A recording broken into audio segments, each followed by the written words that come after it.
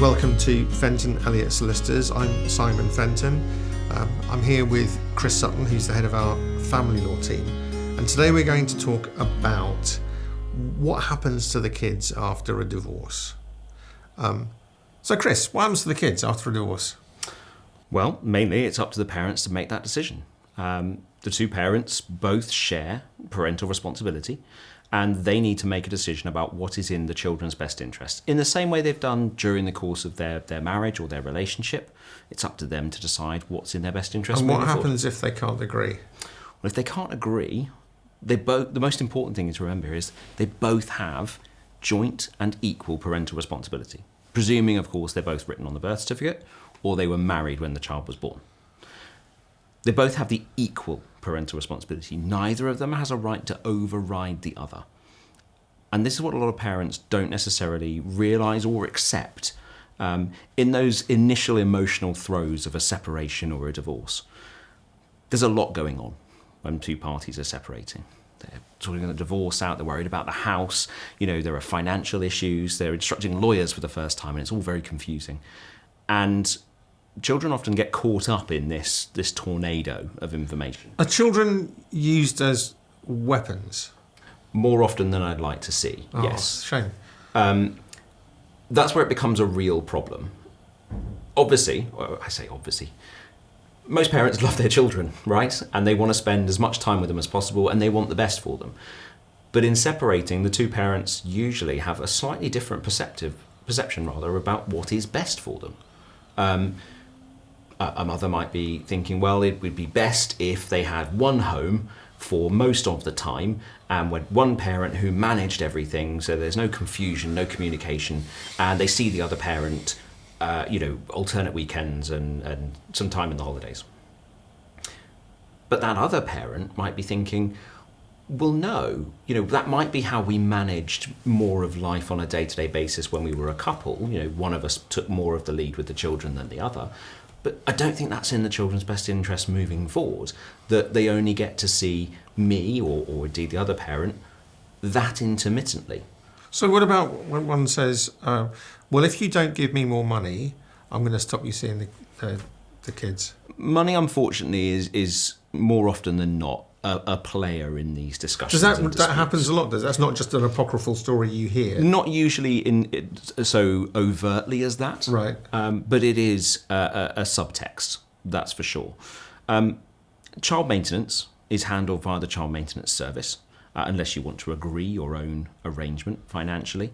And it is a calculation based on the number of nights children spend in either household. Okay.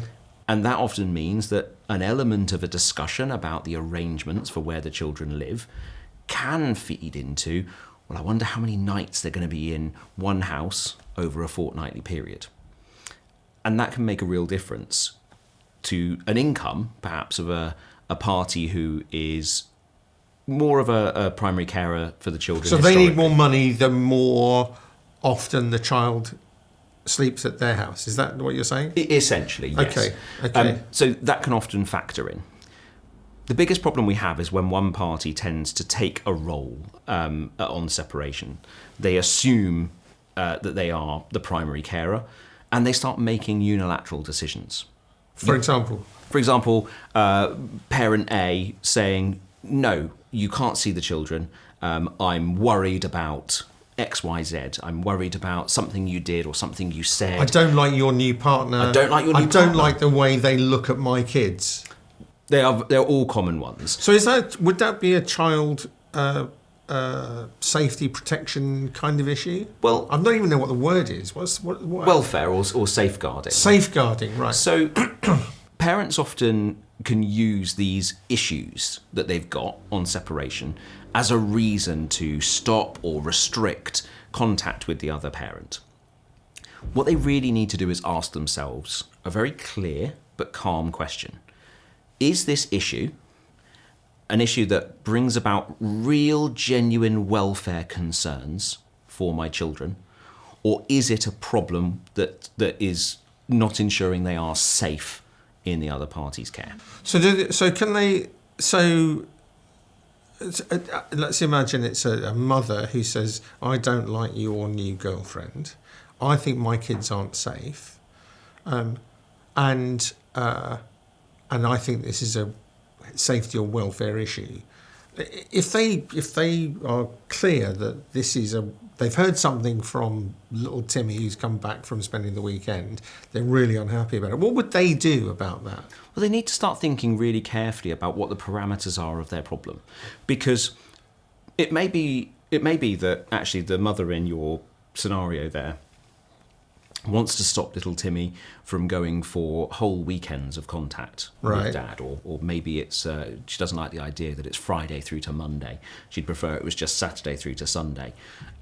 She needs to establish what the difference is between little Timmy going and seeing Dad overnight on a Tuesday, for example, because I don't know, maybe Dad takes him to training, or whether it's a problem that affects all contact.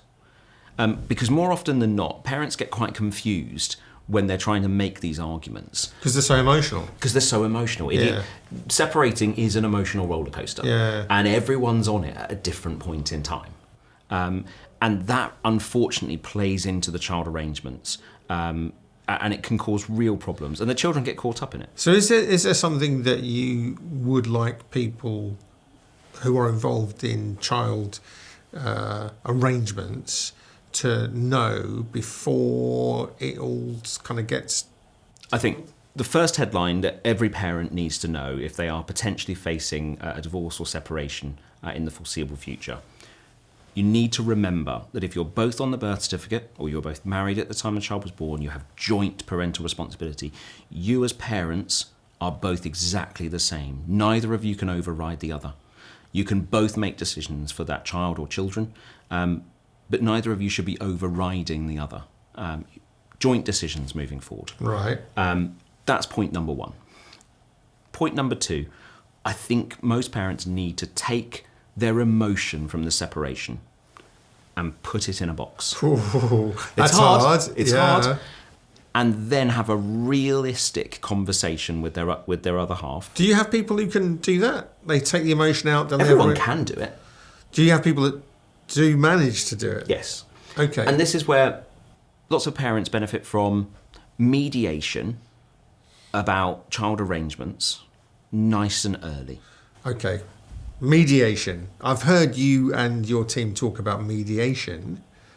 What is mediation? That is sitting down with a mediator, and it might be in one room or it might be on a shuttle basis where you're in separate rooms, but sitting down with a third party who's there to facilitate the two of you having a proper conversation that is progressive about the issue. And this mediator is a trained professional who's... They're always trained professionals. They might have been, they might still be practicing lawyers, they might have been former practicing lawyers, or they might have come from more of a counselling type background. Right. But they have trained to help parties deal with the issues that arise in their separation. And they can deal with child arrangements, they can deal with financial matters. But I think, particularly with child arrangements, if more parties can sit down and have a realistic conversation about what they think the future will look like, not just right now, but thinking about these arrangements, hopefully, if agreed, are going to be in place for years, depending on how old your children are. Yeah. You potentially got to put arrangements in place until they're 18. Well, probably in late teens, the kid's going to make their own mind up. But you get what I'm saying. It's about ensuring that something's going to have longevity. And in order to do that, you sometimes have to put the emotions of the divorce and the financial arguments to one side. So do people revisit child arrangements as the child or children get older? They can do. And, you know, if you have a plan initially and you draw it up into an agreement between the two of you about what the child arrangements are, that might develop over time. You know, it might be something simple like the children have new activities that interact with the arrangements for the nights they spend in each household. Or it might be that things develop in the sense that one party might be moving slightly further away, their friendship group might develop, they might change school. There are all sorts of things that can happen, and this is a fluid arrangement. It's also why court should always be the last resort. Yeah. Parents should be able to resolve the issues and make a plan that is in the best interest of their children without the intervention of a court process. Is there anything else that you would want me to know or other people to know about child arrangements that we haven't talked about yet? So one of the other things that crops up a lot in terms of child arrangements is having a court order. Lots of people think they need a court order when they're separating and divorcing. You don't need a court order. It has some benefits, I'm not going to lie, but it is a very binary thing. A court order will set out where a child lives, where they spend time, can deal with specific issues like which school they might go to, if there is a dispute about that. Or it might have prohibitive elements, prohibiting a child from being taken to a certain country, for example. But you don't need a court order in every case. It should be a point of last resort. Another point to raise, though, is also in relation to travelling with children. Oh, okay. Lots of people don't realise that on separation, for a child to travel abroad, and by abroad I mean outside England and Wales. Oh, so including Scotland? Including Scotland and Ireland. Okay. You need to have the permission of every single person who has parental responsibility for that child, and you need to be able to evidence it to the border control. Really? Whether border control enforce this or not is entirely up to them, but I have had many people come to the office straight from Heathrow Airport, having been refused to travel, dragging in their ex-partner by the lug holes and saying, can you witness them signing a document saying we're allowed to go on holiday? I've rebooked the next flight tomorrow morning. Oh, you had that? I have had it multiple times. Oh, really? Okay. The only exception to that... So does if an adult is a single adult is travelling with a child, would the border force kind of ask questions about that? They can do. It's perfectly within their power to ask questions.